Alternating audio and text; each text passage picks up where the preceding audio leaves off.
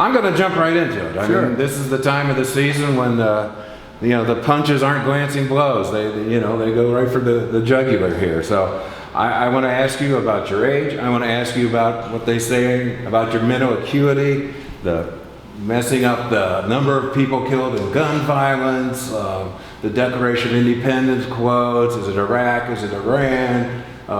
Super Thursday, you're running for the U.S. Senate. Talk to me about when voters hear things like that on a fairly regular basis, what should they think of this guy who would be the oldest president in our country's history? They should take a look at me. I'm in better shape than most people. My mental acuity is fine. And the reason why I'm getting so overwhelming support is because of the reason I'm running. I said I'm running for 3 reasons. Restore the soul of this country, number 1. Rebuild the middle class, this time bring everybody along and unite the nation. And guess what? That's what's happening. We're uniting the nation. We're uniting the party first. And so that's what they should look at. Okay. Do you, not to get too far ahead of ourselves, start measuring drapes, but do you think it behooves each candidate, since you are of a later age, to name your running mate maybe a little earlier in the process than you would normally? Hey man, how old are you? We have matching hairstyles. We're both a long ways from 0 on the odometer, okay? Say that, so man. I'm catching up with you. I'll tell you what, man. I hope you're in as good a shape. What about running mates? It's premature for me to do that. Look, the fact is that I don't have the nomination yet. And once I start talking about running mates, everybody says, well, Biden's being presumptuous. There he goes again. And you'll ask me next time I see you, aren't you being awfully presumptuous? But I think there are a number of incredibly qualified people that could be vice president because they're capable of being president. I think one of the most important things anybody has to do, just like Barack did when he picked me because he thought I was ready to be president. And that's exactly the criteria I will use as well. Would it be, again, not to get ahead of ourselves, but would it be your inclination, generally speaking, to choose a woman this time around? Yeah, look, there's a number of women who are qualified to be president today. And I can promise you one thing. From the vice presidency to my cabinet to the White House staff, it's going to reflect what the country looks like. And it's going to represent all elements of the country. And there'll be a lot of women involved as well. Okay. You're in Ohio, a state that, of course, voted for you and the president twice. 2016 went way the other way. Donald Trump won this state by more than 8 points. So we have lots of areas in Ohio that voted for Obama, Biden, went to Trump, Pence.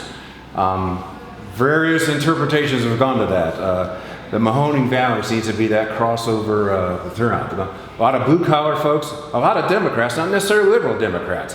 What's your message to them to say, hey, come back on over to our side? They know me.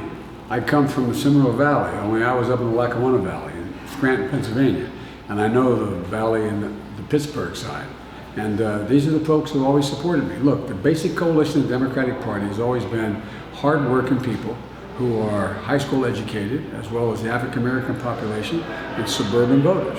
That's the coalition I'm putting together. If you notice, on all the primaries run so far, we've increased turnout in Virginia by 70%. They're the people who increased. In Texas by 40%, et cetera. So that's where I come from. That's why I've always run. That's who I am. What do you tell them about the Trump promises of 4 years ago and whether they've come true or not? I mean, can you make that sale? Sure you can make that sale. Look, the middle class is getting killed. The folks in the valley are getting killed by and large. Think about what's happened. Look what he's done to manufacturing. Look what's happened since he's become president. You know, if you are for the first time since you and I have been alive, the middle class no longer is the wealthiest middle class in the world, number one. Number two, the studies show if they got a bill for $400 in a month, they'd have to sell something or go ahead and borrow the money. You find working people who haven't even made the middle class. They're getting clobbered. Look what he's doing. He's doing everything from cutting food stamps to access to Medicare to access to, and he wants to cut Social Security as well. So this is, look, the people are really focusing on what's happened to them.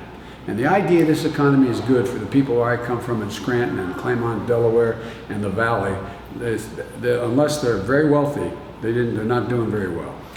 You've been in the middle of what some political scientists tell me is one of the most amazing groundswells.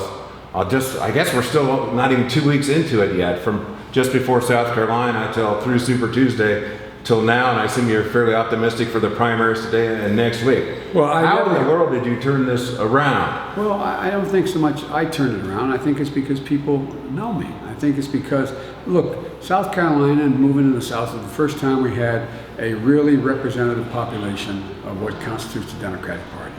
And that's what's happening. It's going to happen in Ohio when it occurs. That's what's going to happen today in Michigan. That's what's going to happen today in Missouri, etc.